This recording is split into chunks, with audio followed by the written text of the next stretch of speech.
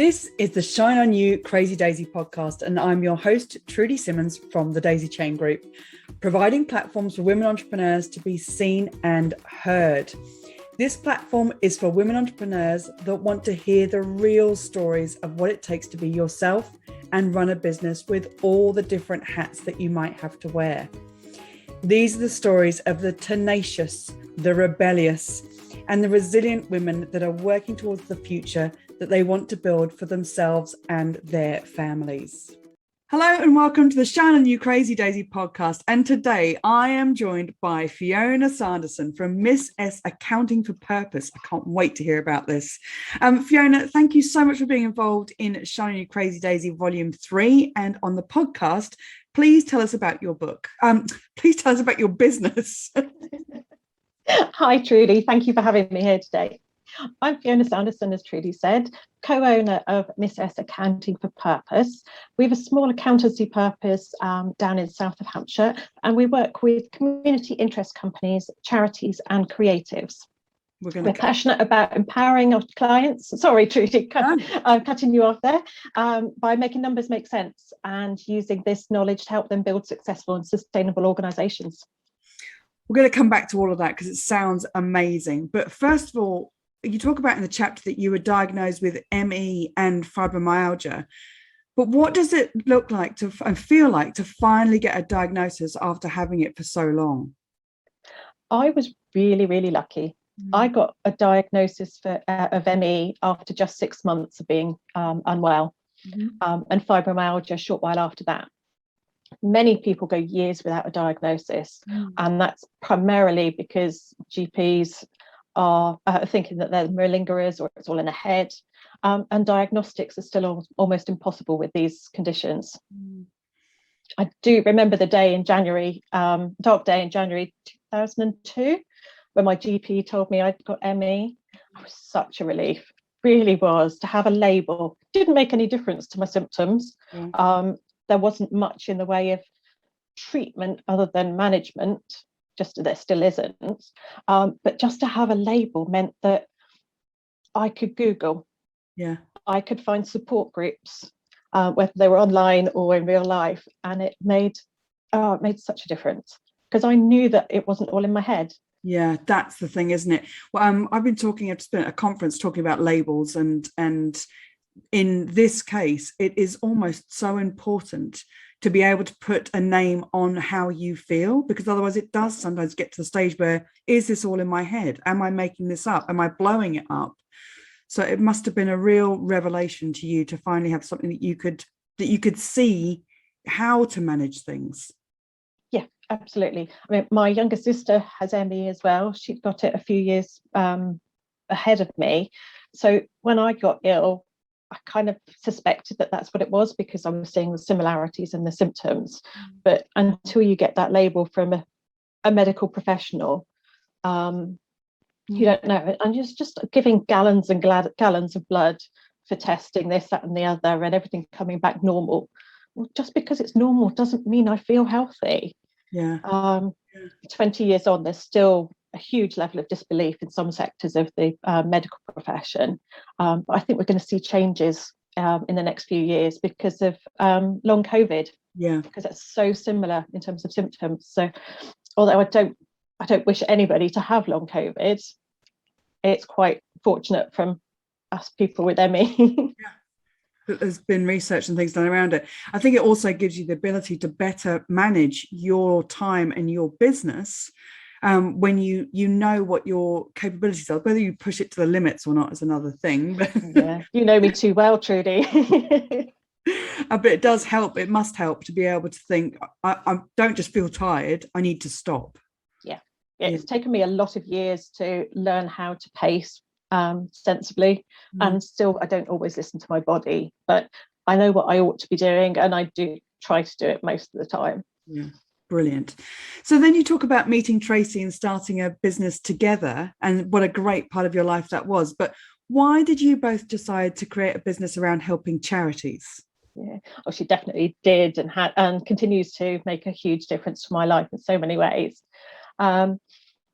When as it says in my chapter, when we met, she engaged me to work as a finance manager in the arts charity that she was ops director for.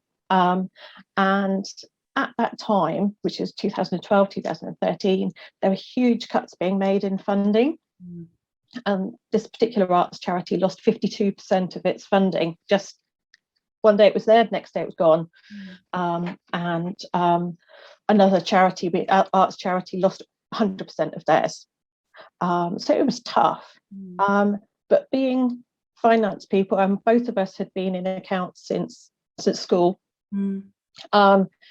we could model numbers, we could forecast, we could do all these different things with the numbers that could help other organisations. Now, we could have picked any sector, but because we were working in charity and had that specialism, and Tracy'd worked with that one for 7 or 8 years, and I'd worked in another one previously. So we had quite a lot of insider knowledge, so to speak, of work finance with charities. So we knew the nuances, the differences about finance and charities compared to finance and a regular limited company. So we thought the idea originally was because back office functions were being cut in order to save money for the charitable operations. So that was HR, it was marketing, it was admin, it was everything was being cut. And then volunteers were being brought in, and having volunteers doing the bookkeeping is just a nightmare because they don't hang around long quite often. Then you get somebody else in who does it differently, and none of them know what they're doing really.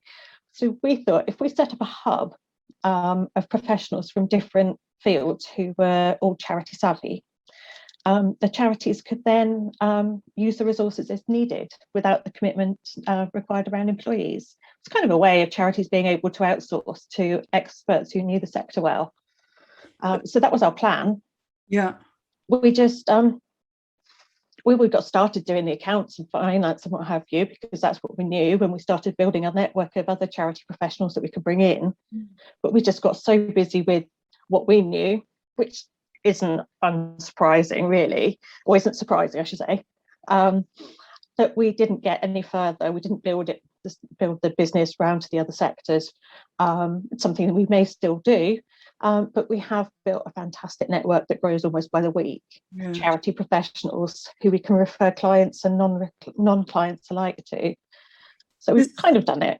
It's the brilliance of the name of Accounting for Purpose, and also that charities probably have nuances that we don't know about in running a business compared to running a charity. There's lots of other things that are involved, and they need the help in, I would think, structuring things in a way that is different to any normal business that you're an expert in. And I think that's absolutely unique.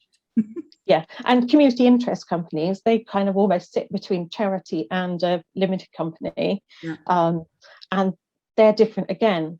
And we've built up that knowledge, and so we can help them directly where a regular accountant may not. And we've seen examples where community interest companies have had ridiculous corporation tax bills, where if the accountant had understood the sector, a lot of it could have been avoided. Wow. It is what it is, unfortunately. Your chapter says that you never wanted to be self-employed. So now that you have been self-employed for a number of years, how do you find it now? I'll admit there are still many days when I would claim I still don't want to be self-employed. It's not a Monday to Friday job with regular hours. And if you're not careful, your evenings and weekends all get taken up. And it's a lot of responsibility. Accountancy is such a heavily regulated industry. Tax rules change all the time as well. And heaven knows, in the last 18 months, we've had so many different new things to digest and learn ourselves so that we can then explain to the clients all related to COVID and everything, processes change and everything. And many of our clients aren't interested in finances. They're passionate about what they want to deliver. So it's hard work, it really is. But the flexibility is fantastic. it's such a bonus. I know that if I wasn't self-employed, with my continuing health challenges, I'd be unemployable. I'm too unreliable, or rather my health is too unreliable for any employer to want to take me on. They'd be daft to. They wouldn't know when I'd be in and when I wouldn't, or how much work I could get done on any one day. So the flexibility is perfect for me. I think most self-employed people feel that way, but I think in particular it works for me and anybody else with chronic health conditions. But overall, being self-employed, it gives me a purpose. It gives me a sense of value, which when you're 20 years on with having an illness, you can start feeling very down about it. But I know that the people I share my knowledge with, whether it's in a community interest Facebook group, for instance, where I'm going live. I mean, imagine me going live on Facebook, sharing finance tips or explaining a client's accounts to them. They really appreciate it. They really love what we do for them. And that's truly heartwarming. So, there's many days I'd say no to self-employment, but realistically, it's absolutely the right thing for me. That's perfect. And this is the thing about having these conversations, is it's not all rainbows and unicorns, right? It's the ups and downs, and there are always going to be those days that we question everything and think, oh, I wish someone would just employ me. But for a lot of us, we are unemployable. With that. What's one lesson that you've learned that you would want every entrepreneur to know? It has to be, don't try and do everything yourself. As soon as you know your own skills, don't try to be a marketeer extraordinaire if you're a bookkeeper, or if you're the most disorganized person who gets engrossed in working on whatever it is that you do. Don't say that you're going to don't put pressure on yourself to get all your admin done, or your social media posts and everything. There are so many experts out there, so many self-employed people like yourself, but who are experts in different areas. They're just waiting to help. So make your life easier by getting their help sooner rather than later. Perfect. It will make all the difference. And we haven't done that. We've made a rod for our own backs, and we're only just getting around to doing it. So it's definitely, I've tried it, done it the wrong way. Now I'm telling you to do it the right way, kind of scenario. That's brilliant. Thank you. And what's your favourite book?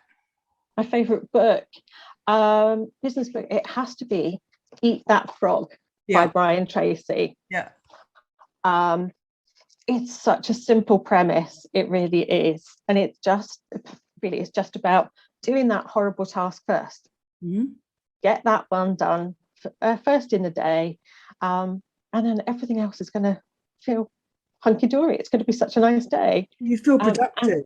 Absolutely. And it's such a sense of achievement as well. So it's an old book and it's a simple premise, but I love it. It works. Because of that, probably it does. It works. It doesn't give me lots of complicated theories and that sort of thing. Does what it says on the tin. Eat that frog. Eat that frog, yeah.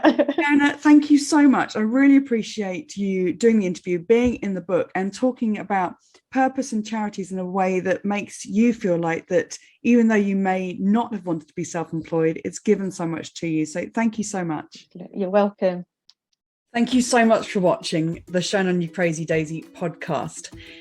If you've liked what you've seen today, then please make sure that you click the subscribe button to this channel to see more inspiration and motivation as more of these stories keep coming out. And if you want even more, click on the link below this video and go and have a look at the series of books Shine On You Crazy Daisy and get even more inspiration and motivation for you and your business.